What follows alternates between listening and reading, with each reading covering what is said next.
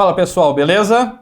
Sou de novo Orestes Rebois aqui com você para a gente continuar com as aulas sobre Direito do Trabalho para o curso da Max Juris de Resolução de Questões.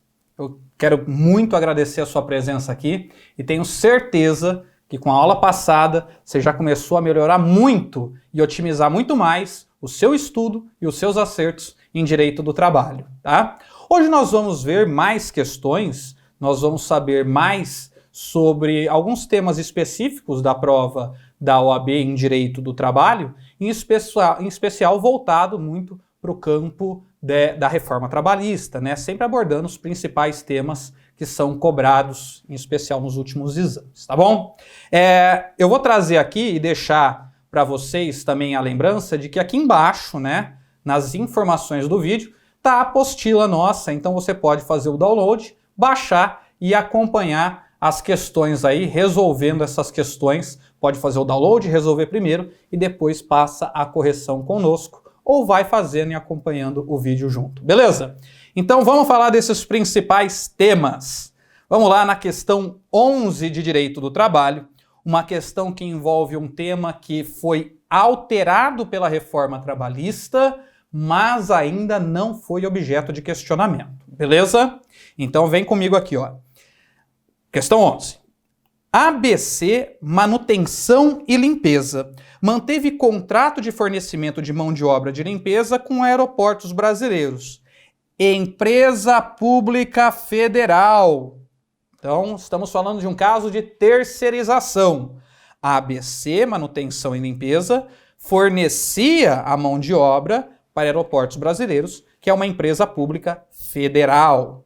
Por ocasião da ruptura do contrato entre as empresas, Paulo, funcionário da empresa ABC, terceirizado, portanto, e que presta serviços para Aeroportos Brasileiros, a tomadora dos serviços, foi dispensado sem receber as verbas rescisórias.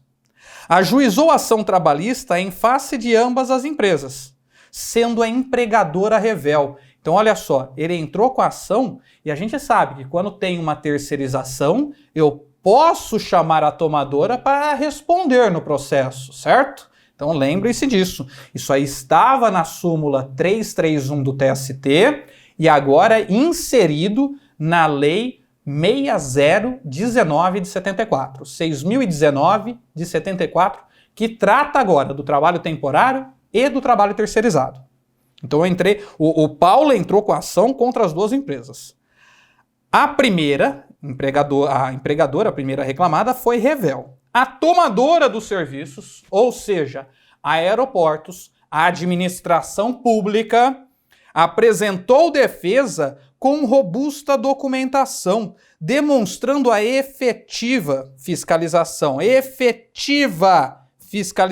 do cumprimento do contrato e de aspectos legais, como, por exemplo, a lei de licitações. Sendo certo que o contrato foi cancelado justamente pela fiscalização. Então, nesse caso, responda. Então, é uma questão que envolve terceirização e administração pública. Quais são as alternativas aqui? Vamos ver. Letra A. A empresa pública federal responde solidariamente por força da terceirização.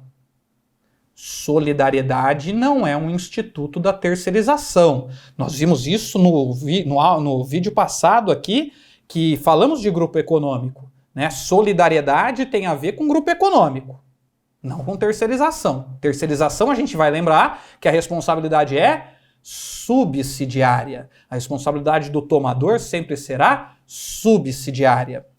Então, letra A me parece equivocada. Letra B. A empresa pública federal responde subsidiariamente por força da terceirização, haja vista o inadimplemento das obrigações por parte do empregador.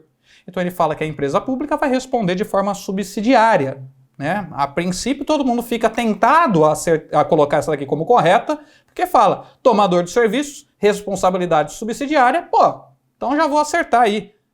Vamos ler as outras, cuidado. Letra C, a empresa pública federal é parte ilegítima para figurar no polo da demanda porque não tem vínculo de emprego com Paulo. Isso aqui é errado, completamente equivocado, porque todo tomador dos serviços, né, não vai ter o vínculo com o trabalhador terceirizado, mas pode ser chamado no processo para responder, sim, pelos débitos trabalhistas. E letra D, a empresa pública federal não responde pelo inadimplemento das verbas trabalhistas, porque a sua responsabilidade não decorre do simples inadimplemento, tendo ficado provado que houve efetiva fiscalização por parte da tomadora. E isso daqui, essa expressão é aquilo que vai dar toda diferença na hora de responder essa questão. Por quê? Porque, primeiro, sabemos que não é responsabilidade solidária. Então, a letra A também equivocada, a letra C errada.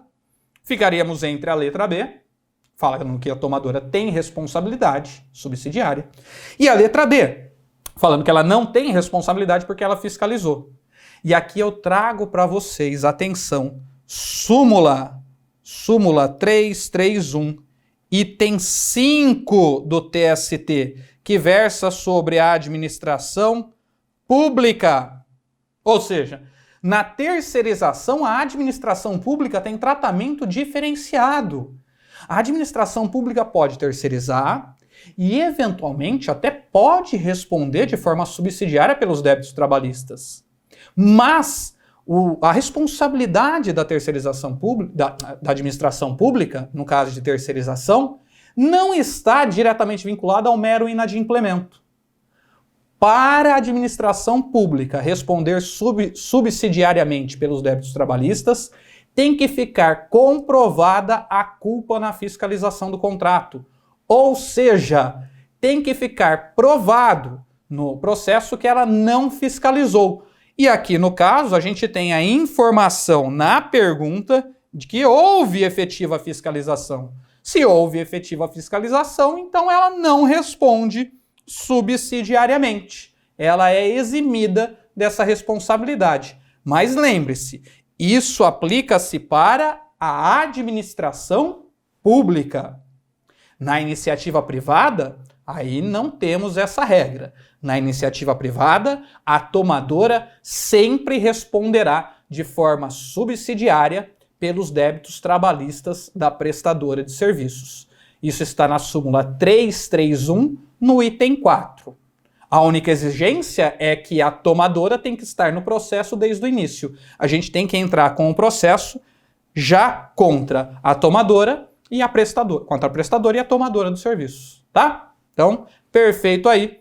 Uma questão envolvendo terceirização, vamos só voltar aqui para eu passar uma questão envolvendo terceirização. Esta súmula aqui, 331, esta súmula 331 do TST trata sobre terceirização, mas cuidado. 2 itens dela, o item 1 e o item 3, hoje, pós-reforma trabalhista, são inaplicáveis, porque a reforma trabalhista autorizou a possibilidade de terceirização de todas as atividades de uma empresa, inclusive da atividade principal. Então aqui eu trago para vocês que, se por um acaso cair na prova, se uma empresa terceirizou a atividade fim, pode fazer isso? Pode, porque agora a lei autoriza, artigo 4º-A da Lei 6.019 de 74. Beleza? Ok. Questão 12. Questão 12. A questão 12, ela trata de um tema muito abordado nas provas de primeira fase. Esse tema, ele envolve 2 institutos, que é a suspensão e a interrupção do contrato. Então, suspensão e interrupção do contrato são 2 institutos muito parecidos, que vão gerar efeitos distintos. Por quê? Porque nos 2 o trabalhador não presta serviços, nos 2 o trabalhador não trabalha. A diferença é que na suspensão o empregado não trabalha e não recebe por isso. A regra é que nas hipóteses de suspensão as obrigações são suspensas também. O empregador não fica obrigado a remunerar o período. Por outro lado, na interrupção, apesar de não ter prestação de serviços, nós temos a obrigação do pagamento do salário. E é de interrupção que trata essa questão 12. Um artigo que eu sempre menciono nas salas de aula, que eu falo que você tem que saber as regras básicas, que é o artigo 473 da CLT, que traz questões básicas sobre a interrupção, né? Hipóteses bem específicas. Vamos lá. Questão 12. Paula e Joyce são empregadas de uma mesma sociedade empresária. Então, duas empregadas de uma mesma sociedade empresária. O irmão de Paula faleceu. Então, Paula aqui.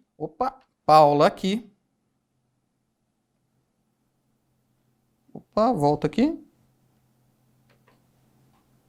Aí. Paula aqui teve uma morte na família. E o empregador não autorizou sua ausência ao trabalho. 20 dias depois, Joyce se casou. Então, Paula teve uma morte e Joyce teve um casamento. E o empregador também não autorizou a sua ausência do trabalho em nenhum dia. Isso está errado. A gente sabe pelo artigo 473 da CLT que o casamento e o falecimento, eles geram possibilidades de o empregado se ausentar do serviço sem prejuízo do salário, sem perder aqueles dias de trabalho. A gente só precisa lembrar quantos dias, certo? Então vamos lá. Letra A. Em ambos os casos, a ausência do trabalho será por 3 dias consecutivos, né? Como advogado delas, o que você vai requerer? Nos 2 casos, 3 dias consecutivos. Letra B. 1 dia de ausência para Paula e 3 dias para Joyce. Já que Paula teve um falecimento, é só 1 dia, Joyce casamento, 3. Letra C. A ausência ao trabalho por 2 dias consecutivos no caso de Paula e 3 dias no caso de Joyce. E letra D. A ausência ao trabalho por 2 dias úteis no caso de Paula e 3 dias no caso de Joyce. Veja, as questões elas se resolvem pelos incisos 1 e 2. 1 e 2 do artigo 473, que prevê no inciso 1 a ausência em razão de falecimento, né? Falecimento de quem, Orestes? Ora, de ascendente, de descendente, de irmão, dependente no INSS, né? Cônjuge.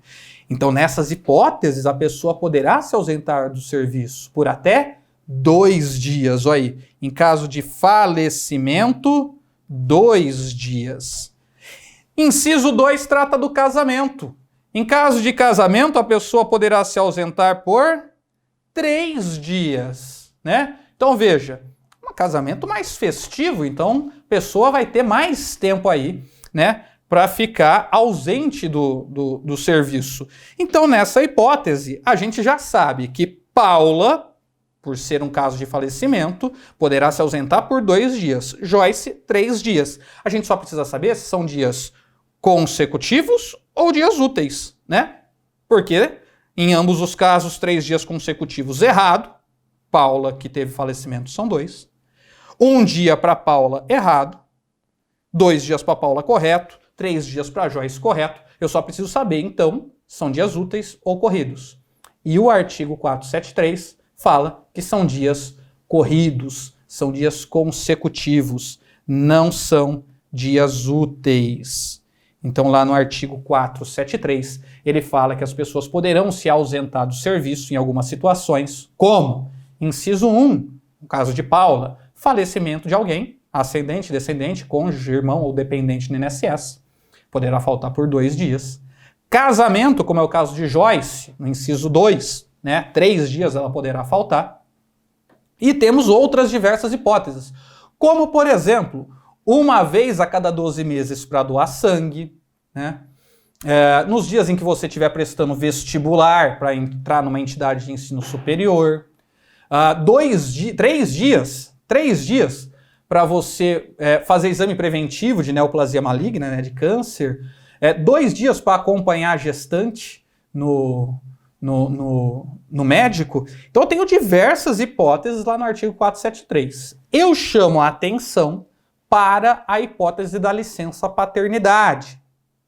A licença paternidade do artigo 473 não é mais essa que está escrita aí na sua CLT. A leitura tem que ser feita junto com o ADCT, o Ato das Disposições Constitucionais Transitórias, que agora a licença paternidade é de 5 dias. Lembrando que se for empresa cidadã, aumenta para 20 dias. Beleza? Então essas são as hipóteses de interrupção do contrato de trabalho e que responde o nosso caso.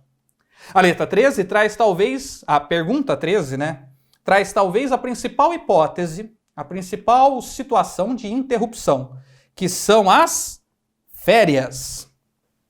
Então a pergunta 13 ela versa sobre férias e nesta pergunta 13 eu tenho 3 institutos de férias sendo abordados.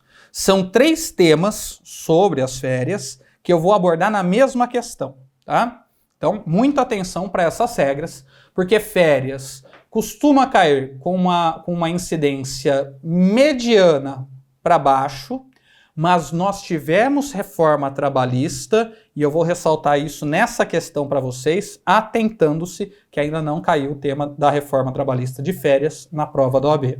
Boas chances de cair no próximo exame. Beleza? Então vem comigo. Jorge, Luiz e Pedro trabalham na mesma empresa. Então eles são empregados da mesma empresa. Na época designada para o gozo das férias, eles foram informados pelo empregador que Jorge não teria direito às férias, porque havia faltado injustificadamente 34 dias ao longo do período aquisitivo. Então veja, Jorge aqui, férias dele, 0. Nada. Por quê? Porque ele faltou 34 dias ao longo do período aquisitivo. Luiz teria que fracionar as férias em 3 períodos de 10 dias cada um. Então, Luiz dividir as férias em 3 períodos, cada um de 10 dias. E nós temos o caso do Pedro, que ia converter 2/3 de suas férias.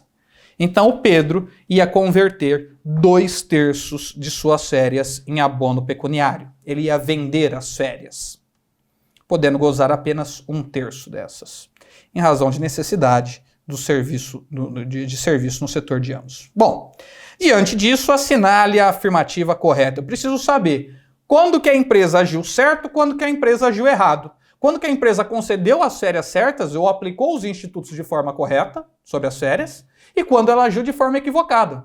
Então, olha só, Jorge faltou 34 dias e não teve férias concedidas, né? Esse instituto aqui, aplicado ao Jorge, está correto. Sabe por quê? Porque lá no artigo, vamos pegar aqui, ó, quando a gente fala de Jorge, no artigo 130 da CLT,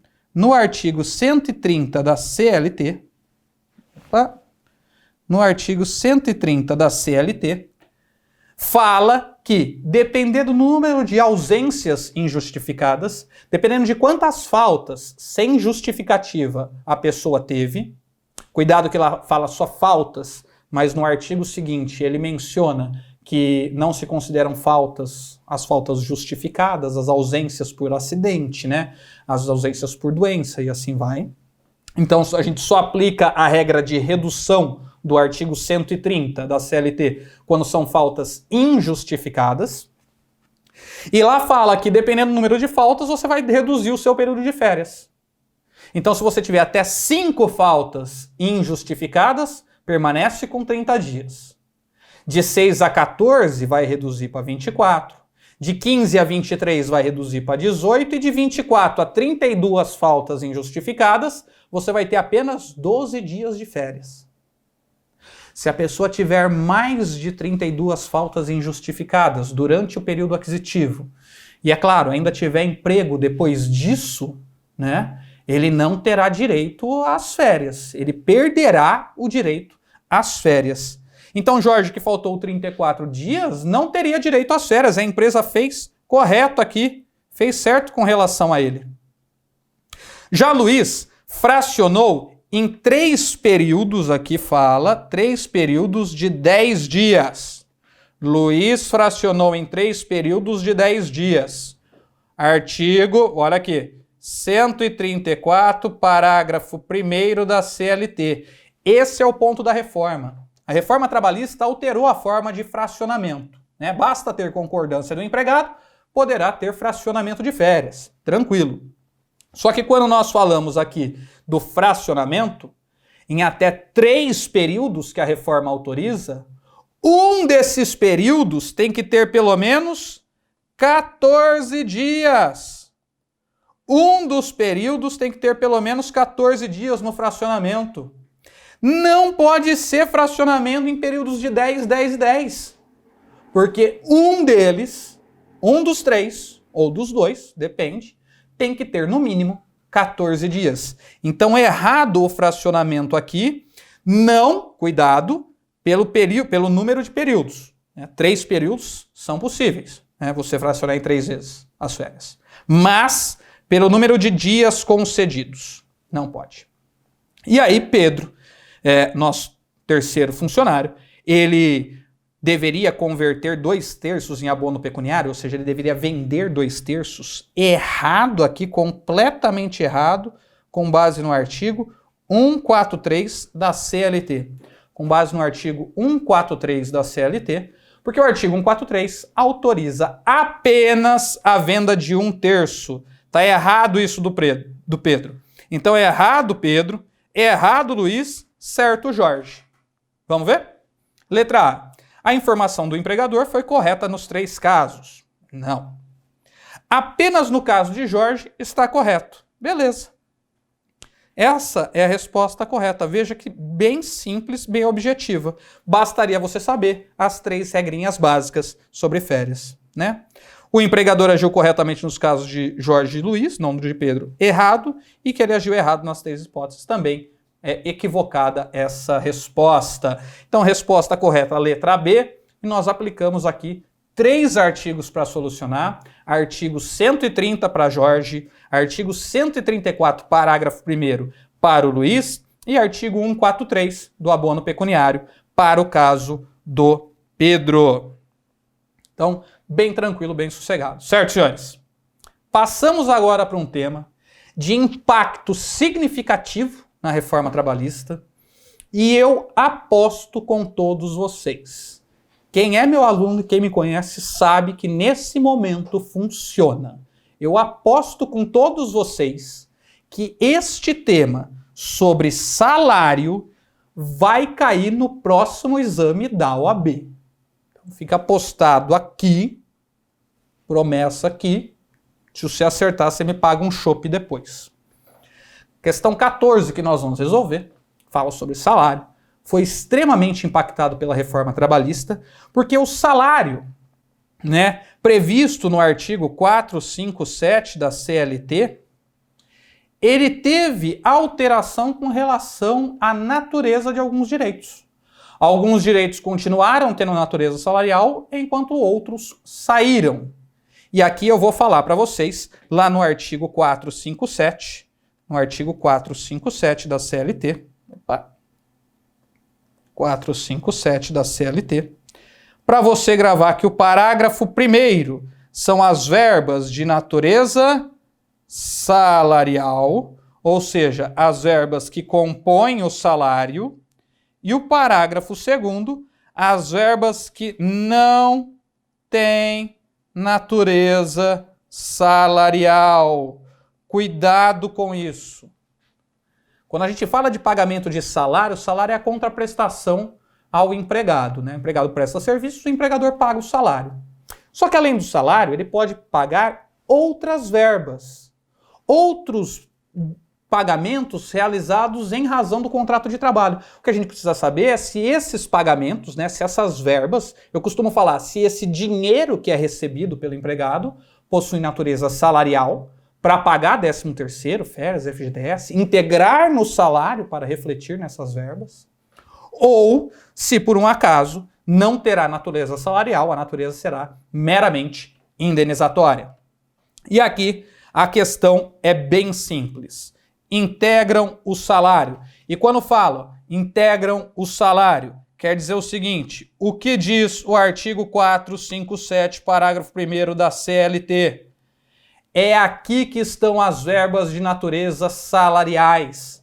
Eu preciso saber o que integra e o que não integra. E depois da reforma trabalhista, ficou bem simples. o que vai integrar o salário, o que vai ter natureza aqui, ó, salarial, além da importância fixa em dinheiro, serão as comissões, ô letra feia, serão as comissões e as gratificações legais. As gratificações e as comissões continuam tendo natureza salarial. Outras verbas não terão, certo?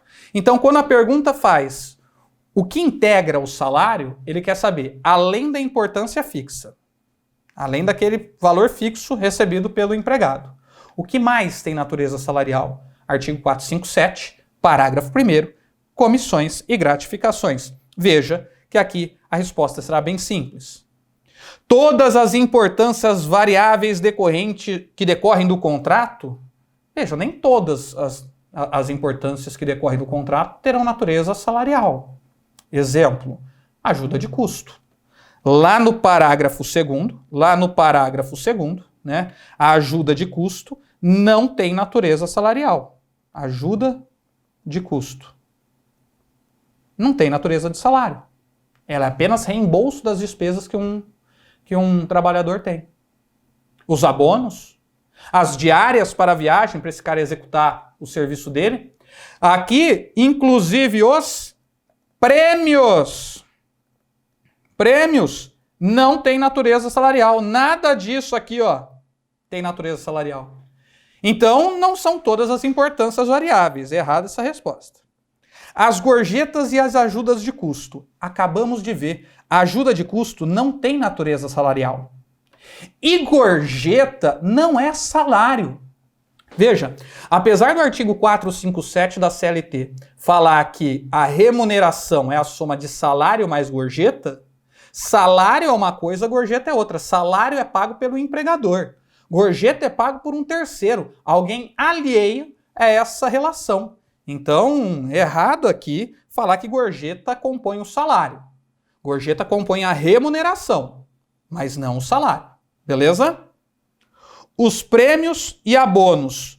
Duas verbas que não fazem o menor sentido tá aqui, porque são duas verbas que não possuem natureza salarial. Tá no parágrafo 2º, né, do artigo 457 da CLT. E eu chamo particular atenção para os prêmios. Não caiu na prova da OAB. Se cair na sua prova, pode olhar questão 72, questão 72, caderno fúcsia. Se você pegar o caderno fúcsia, pode olhar a questão 72, será relacionada a prêmio. E aqui eu chamo a atenção para o que é prêmio. Prêmio, pagamento feito por liberalidade, né? Pagamento feito por liberalidade do empregador. E ele paga se ele quiser. Quando que ele vai pagar o prêmio, Orestes? Bem simples. Ele paga quando o empregado apresentar um desempenho superior ao ordinariamente esperado. Isso está no parágrafo 4º do artigo 457. Então vamos puxar aqui prêmio, artigo 457, parágrafo 4º da CLT, define como sendo aquela importância, bens, serviços, pagos pelo empregador quando o empregado apresentar um desempenho superior ao esperado, superior ao ordinariamente esperado. Isso é prêmio. Então, se cair na sua prova, empresa pagou o valor porque o empregado apresentou um desempenho superior ao que ela esperava. Qual é o nome dessa verba? É prêmio, né? Pagou prêmio. Então, empresa pagou um valor porque o cara apresentou um desempenho superior ao esperado. Prêmio. Natureza indenizatória, não tem natureza salarial, por isso que está errado. E aí a gente tem letra D, bem simples, bem direta e bem fácil, aonde comissão e gratificação, com base no artigo 457, parágrafo 1º, ele então tem todas as verbas de natureza salarial. Integra o salário além da importância fixa, as comissões e as gratificações que essa pessoa receber. Beleza? Aqui, na questão 15, nós temos uma pergunta relacionada a salário in natura. O que é salário in natura? Salário in natura são os benefícios São os benefícios que o empregador recebe, né, que o empregador paga ao empregado, não em dinheiro, mas em utilidades, né? O salário in natura está disposto no artigo 458 da CLT. Então a gente precisa saber as regras do artigo 458 da CLT. Salário in natura, benefícios pagos, concedidos, né, pelo empregador. Vamos ver. João trabalha na área de vendas de uma empresa de cigarros. Recebe do empregador, em razão do seu cargo, moradia e pagamento da conta de luz do apartamento, além de ter veículo cedido com o combustível. Então, olha só, a empresa dava, né, em função do cargo que ele exercia, moradia e pagamento de luz, veículo e combustível. Ele recebia isso da empresa. Então, são benefícios, utilidades. A gente tem que ver se isso vai ter natureza salarial ou não. E aqui a gente vem com a seguinte frase. Tal se dá. Então, o fato dele receber a moradia, receber a conta de luz, né, ter a conta de luz paga, ter o veículo e o combustível, esses fatos se dá em razão de necessidade do trabalho.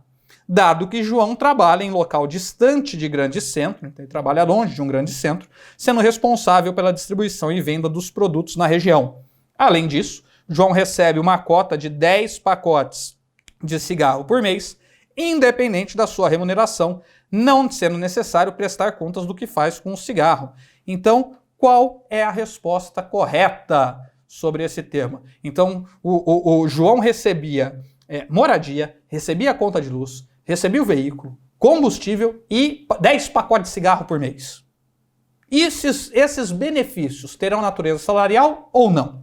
Vem aqui comigo.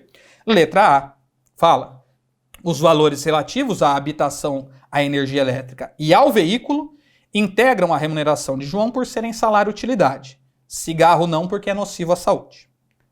Letra B. Os valores de habitação e veículo integram a remuneração. Energia elétrica e combustível não, porque já estão incorporados na habitação e veículo. O cigarro não, face à sua nocividade. Letra C. Nenhum dos valores integram a remuneração de João. E letra D. Tratando-se de salário in natura, todos os valores integram a remuneração, pois são dados com a ideia de contraprestação do serviço. Senhores, para a gente já eliminar uma de cara.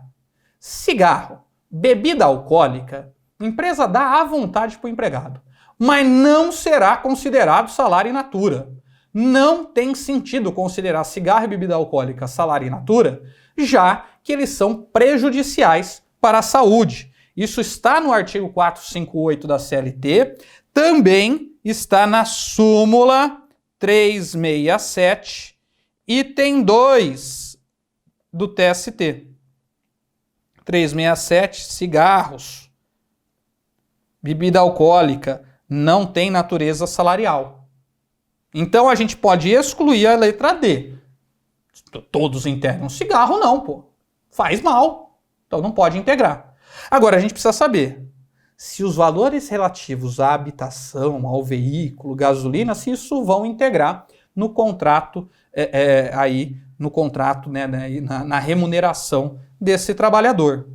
E aqui eu trago a regra prevista no item 1 dessa súmula. Então, súmula 367, item 1.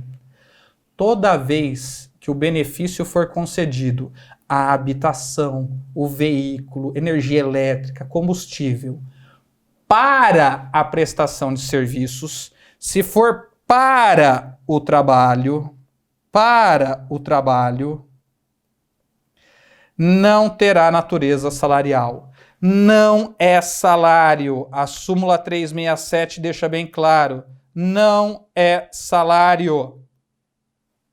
Então não faz o menor sentido a gente falar que vai ter natureza salarial se eu estou concedendo esse benefício para o exercício da atividade. Porque ele vai utilizar o carro, a habitação, para desenvolver as atividades, e não pelo trabalho que ele desempenhou. Essa é a regra que traz a súmula 367. E veja, na questão, ela deixa bem clara aqui. Tal se dá, a concessão desses benefícios se dá em razão de necessidade do trabalho, Ou seja, ele recebia esses benefícios não pelo serviço que ele prestava, mas sim para prestar os serviços. Portanto, nenhuma dessas utilidades aqui terá natureza salarial. Nenhuma das utilidades terá natureza salarial.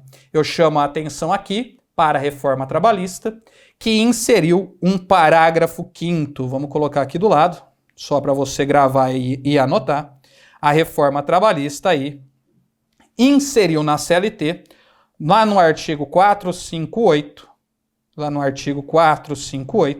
da CLT, 458, parágrafo 5º, essa reforma trabalhista inseriu que são os benefícios concedidos para a saúde do trabalhador.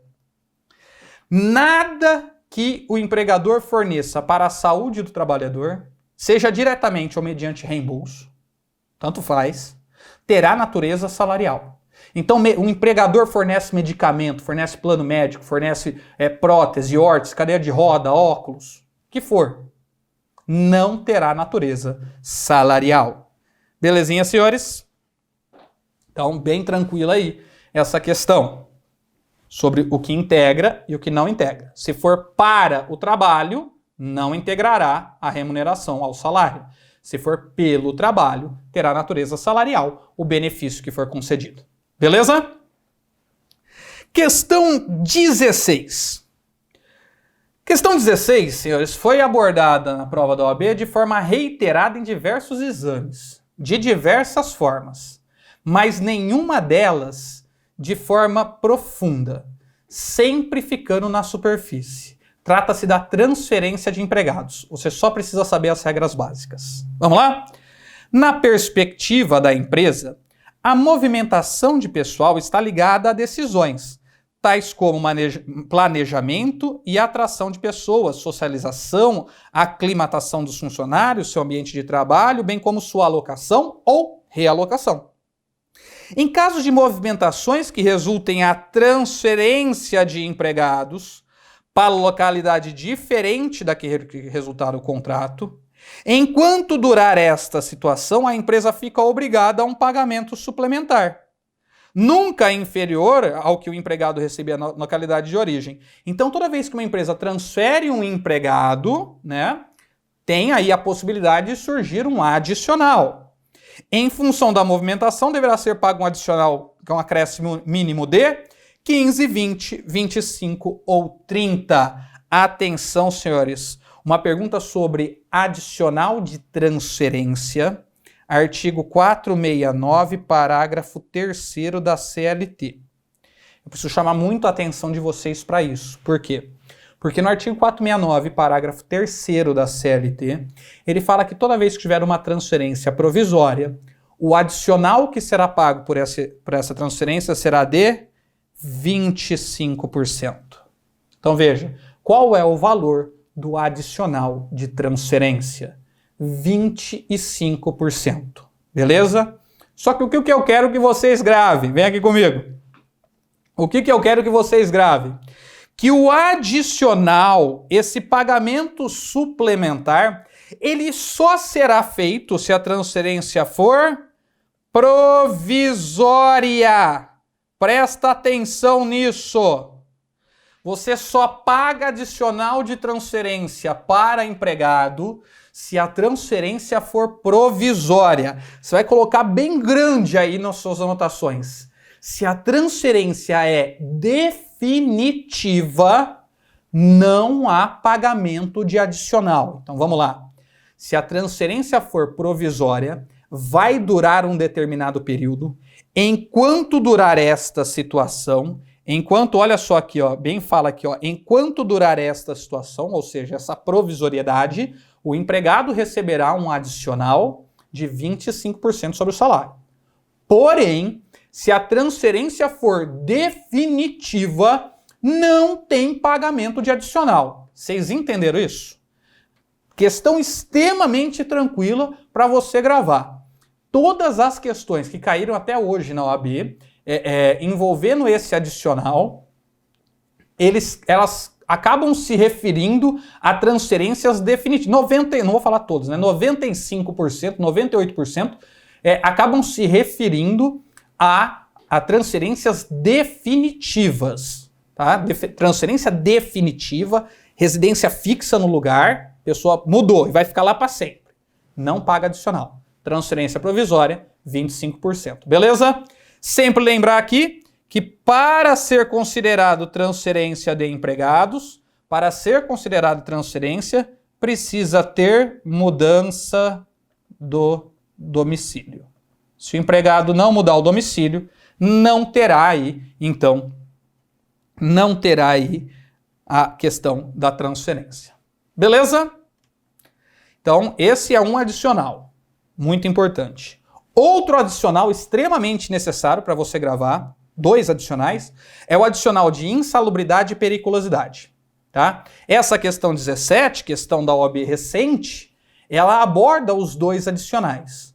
E pode estudar adicional de insalubridade e adicional de periculosidade. Pode estudar isso daí com profundidade, porque na próxima prova da OAB terá uma pergunta, será a questão 74 do caderno laranja, já estou avisando isso, que será sobre adicional de periculosidade. Beleza? Então vem comigo aqui, bem simples. Solange é comissária de bordo. Sabe comissária de bordo? Aquele pessoalzinho que trabalha dentro do avião? Então, Solange é comissária de bordo em uma grande empresa de transporte aéreo e ajuizou uma reclamação trabalhista postulando adicional de periculosidade. Adicional de periculosidade é aquele porque a pessoa está em contato com inflamável, explosivo, energia elétrica, é um vigilante ou desenvolve atividade com motocicleta. Artigo, olha isso aqui, artigo 193 da CLT. Beleza? Então ela entrou pleiteando adicional de periculosidade, alegando que permanecia em área de risco durante o abastecimento das aeronaves, porque ele era feito com a tripulação a bordo. Então a Solange estava dentro do avião e aí era abastecido esse avião. Ela está falando, porque era abastecido, eu estava em risco, eu tenho que ganhar adicional. É isso que ela quer. Iracema, outra pessoa aqui, que é vizinha de Solange, trabalha em uma unidade fabril, recebendo adicional de insalubridade. Insalubridade aqui, artigo 192 da CLT, quando a pessoa estiver exposta a risco à saúde. Tá? Então, periculosidade, risco de vida, insalubridade, agentes nocivos à saúde. Mas ela ganhava, ela recebia esse adicional. Mas, após 5 anos, sua atividade foi retirada da lista de atividades insalubres por autoridade competente. Ou seja, a atividade que ela desempenhava deixou de ser insalubre. A lei falou, ó, acabou a insalubridade aí. Não tem. Isso que você faz não é mais insalubre. A gente descobriu por pesquisas, por 500 negócios lá, que o que você faz não faz mais mal à saúde. Então retirou a atividade dela do rol de atividades insalubres. Então, sobre as 2 situações, assinale. A gente quer saber se a comissária de bordo, que fica lá dentro, enquanto a aeronave é abastecida, se ela vai ter direito, né? E se a Solange, e se a Iracema, que recebeu insalubridade, permanece recebendo, mesmo depois de retirado. E aqui a gente tem aquela típica situação de 4 respostas que se excluem, todas. Veja, a letra A. Solange não tem direito e Iracema perderá o direito ao adicional de insalubridade. Então, Solange não tem direito à periculosidade, Iracema perderá o direito à insalubridade. Letra B. Solange tem direito ao adicional de periculosidade e Iracema manterá o adicional de insalubridade por ter direito adquirido. Letra C. Solange não tem direito, Iracema manterá o direito. Ou letra D. Solange tem direito, Iracema perderá o direito. Então vejam que são aquelas hipóteses em que as questões elas são alternadas, né, entre 2 situações, uma exclui a outra e só haverá, né, como a todas as outras, claro, uma resposta correta, mas aqui você tem que tentar buscar aquele conhecimento prévio. Então, vamos na mais simples, que é a Solange, que é comissária de bordo. Veja, ela fica dentro do avião enquanto ele está sendo abastecido. Isso em nada tem relação com a atividade dela.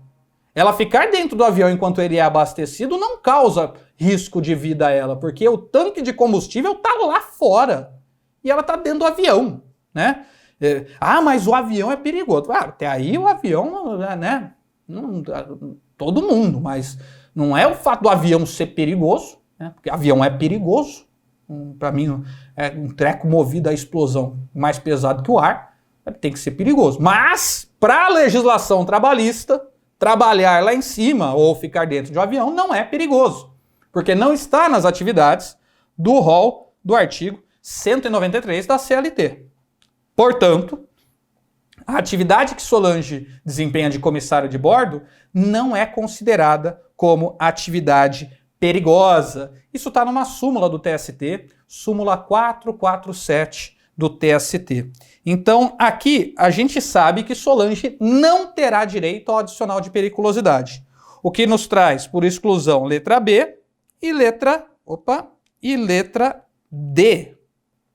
Letra B e letra D excluídas, porque Solange não tem direito ao adicional de periculosidade, súmula 447 do TST. Súmula 447 do TST. Iracema, por outro lado, trabalhava no ambiente insalubre e teve retirada sua atividade da condição insalubre. Sua atividade não é mais insalubre. Ela permanece com o direito? Não! Não há direito adquirido para adicional de insalubridade. Então, uma vez que o setor, que o ambiente deixa de ser insalubre, a pessoa perde o direito de insalubridade. Se a lei fala que não é mais insalubre, a pessoa perde o direito adicional. Então, Iracema perderá o direito. Isso está na súmula 248 também do TST. 248 também do TST. Solange não vai ter direito. Iracema perderá o direito. Duas questões, uma de periculosidade, outra de insalubridade. Se eu for ressaltar para essa prova, sem dúvida nenhuma, eu ressaltaria sobre insalubridade, súmula 448, item 2. Súmula 448, item 2 do TST. Limpeza de banheiro público ou de uso coletivo. Apesar de não estar expressamente previsto, a limpeza de banheiro público ou de uso coletivo se equipara à movimentação de lixo urbano, né? E essa movimentação de lixo urbano dá direito adicional de 40%. Cuidado! Tem que ser banheiro público ou banheiro de uso coletivo. A limpeza de um banheiro de uma residência ou de escritório, por outro lado, não dá direito a adicional de insalubridade. Fica essa dica aí para vocês. Beleza?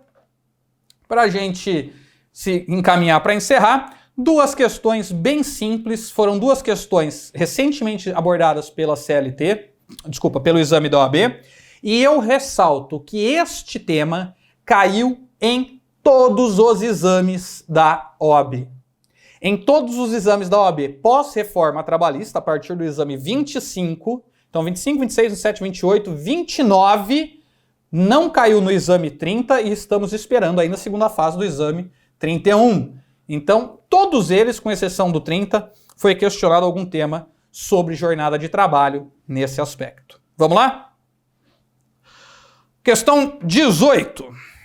Lúcio foi dispensado do emprego, no qual trabalhou de 17 de 11 de 2017 a 20 de 3 de 2018, por seu empregador.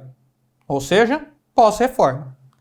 Na sociedade empresária em que trabalhou, Lúcio batia o cartão de ponto apenas no início e no fim da jornada efetiva de trabalho, sem considerar, então não estava no cartão de ponto dele, o tempo de café da manhã, troca de uniforme, que era um jaleco branco e um tênis comum que ficava em posse dele, e o tempo que ele jogava ping-pong após almoçar, já que ele almoçava em 15 minutos. Poderia ficar o resto do intervalo de forma integral lá, jogando ping-pong.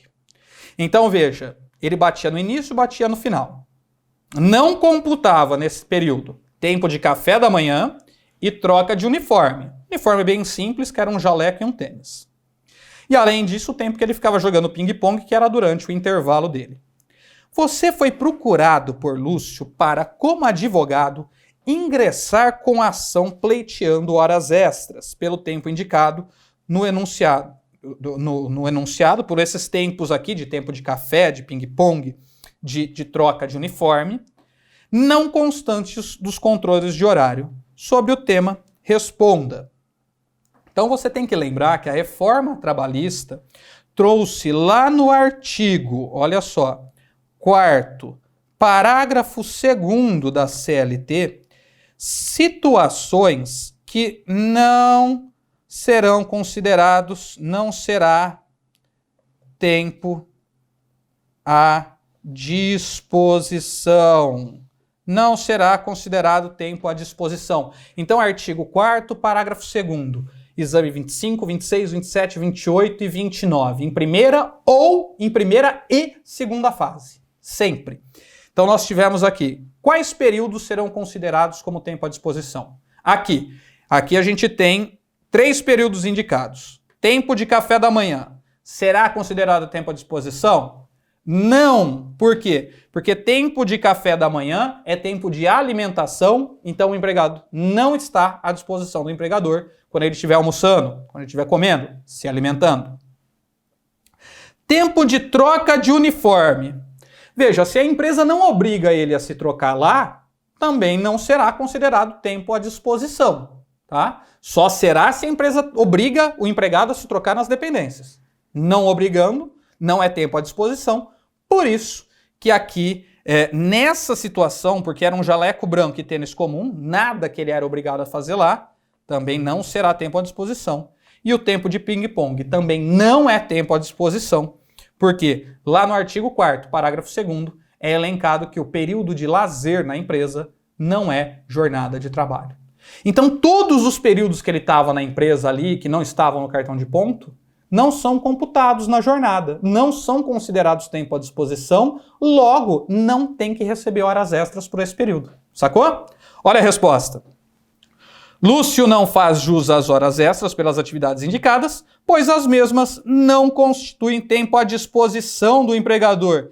É o texto da lei. Se você for lá no artigo 4º, parágrafo 2º, é o texto da lei que está escrito ali. Letra B, né? Essa é a resposta correta, bem simples. Letra B, faz jus às horas extras, porque é tempo à disposição errado, contradiz a de cima. Apenas o tempo de alimentação e café da manhã deve ser considerado à disposição errado. Artigo 4º, parágrafo 2º e o artigo 71, parágrafo 2º da CLT também elenca que não será considerado tempo à disposição o tempo do intervalo.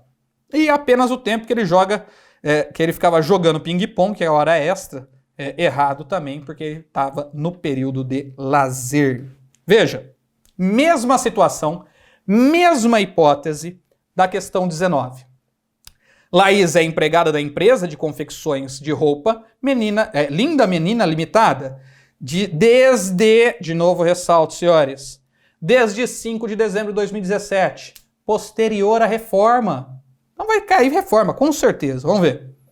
Ao ser demitida sem justa causa, em 20 de janeiro de 2018, resolve ingressar com reclamação trabalhista, pleiteando, dentre outras coisas, horas extras. Com a justificativa que comumente, ou seja, rotineiramente, cotidianamente, ficava em média 2 horas extras além da sua jornada às quartas-feiras na empresa. Pra quê? Porque participava de culto religioso, de presença não obrigatória. Culto religioso de presença não obrigatória realizado no auditório da empresa. Com base na situação. O tempo que a pessoa fica rezando na empresa é tempo à disposição? De novo, senhores, artigo 4º, parágrafo 2º da CLT, inciso 1 aqui. Então, vamos até já ressaltar aqui, inciso 1 da CLT, né? Práticas religiosas. Porque o empregado quer. Ele quer ficar na empresa para participar de um culto ecumênico, do que for lá. Aqui a gente não pode considerar isso como tempo à disposição, porque ele participava porque ele queria. Laís participava aqui porque queria. A presença não era obrigatória. Então não será considerado tempo à disposição. Logo, Laís não fará jus às horas extras. Vamos ver? Letra A. Laís não faz jus às horas extras, pois atividade religiosa não se considera tempo à disposição do empregador. Olha só. Letra B fala, Laís faz jus às horas extras mesmo em atividade religiosa. Errado, porque está dentro das dependências da empresa. Não é pelo fato de ser nas dependências da empresa que será horas extras, né? Se for facultativo, não o será. Laís faz jus às horas extras, pois atividade religiosa é considerada tempo à disposição. Também completamente errado. Letra D, não há previsão legal sobre o tema, motivo pelo qual caberá ao Poder Judiciário. Errado, tá aqui o artigo gigante na tua tela, que esse tempo não será considerado tempo à disposição. Beleza? Se eu fosse ressaltar um item desse artigo para essa próxima prova, exame 32, aí, eu, professor de Direito do Trabalho, aqui da Max Juris, vou dar uma dica. Pega lá o artigo 4º, parágrafo 2º, inciso 4, que é o período de estudo. O tempo que uma pessoa fica estudando dentro da empresa, nas dependências, porque ela quer, por opção própria, não é considerado tempo à disposição. Não é considerado tempo à disposição. Beleza? E por fim, aí, última pergunta aí para a gente finalizar as questões de direito do trabalho, para ser o estudo preliminar aí, para esse exame 32. Então, a pergunta número 20. Uma pergunta que já caiu em prova da OAB de forma até em segunda fase, né? Tema de segunda fase, de tese de peça de segunda fase, que foi alterado pela reforma trabalhista. E aqui eu trago a atenção para o artigo 477 da CLT. Tá? Então, de acordo com a Lei 13.467, a reforma trabalhista, que alterou o artigo 477 da CLT, no caso de rescisão do contrato de trabalho, o pagamento dos valores devidos deverá ser feito. Então, mandei alguém embora. Alguém foi embora. Linha para o empregado. A empresa, então, agora precisa pagar os direitos trabalhistas dele, os direitos rescisórios. Tem um prazo. Isso está no parágrafo 6º do artigo 477. Antigamente tinha umas regras lá que dependia do tipo de aviso prévio. Não é isso que a lei fala agora. E agora há um prazo único. O artigo 477, parágrafo 6º, fala que devem ser pagos em 10 dias após o término do contrato de trabalho. Então vamos lá. Qual o prazo para pagamento? Até o primeiro dia útil imediato ao término. Errado. Até 10 dias contados do término. Me parece adequada. Letra C. No ato da homologação. Não existe mais homologação. Acabou a homologação no direito trabalhista, né? Nova redação do artigo 477 extinguiu a homologação. E letra D. Até o 10º dia contado da data de notificação, quando da ausência do aviso, indenização do mesmo ou dispensa do seu cumprimento. Errado. Por que errado? Porque quando ele fala 10º dia da notificação da demissão, às vezes o aviso prévio é indenizado. E esse aviso indenizado, ele projeta-se no contrato de trabalho, né? Ele vai ser projetado no contrato para só depois contar os 10 dias. Porque é o correto, letra B, 10 dias contados do término. Quando é esse término? É o fim do aviso prévio. Não é a comunicação. É o fim do aviso prévio. Beleza? Aqui no artigo 477, se eu fosse ressaltar um ponto último aqui para a gente fechar a aula para a sua prova da OAB, exame 32, eu ressaltaria que a multa do 477, prevista no parágrafo 8º, ela é paga toda vez que não for observado este prazo de 10 dias.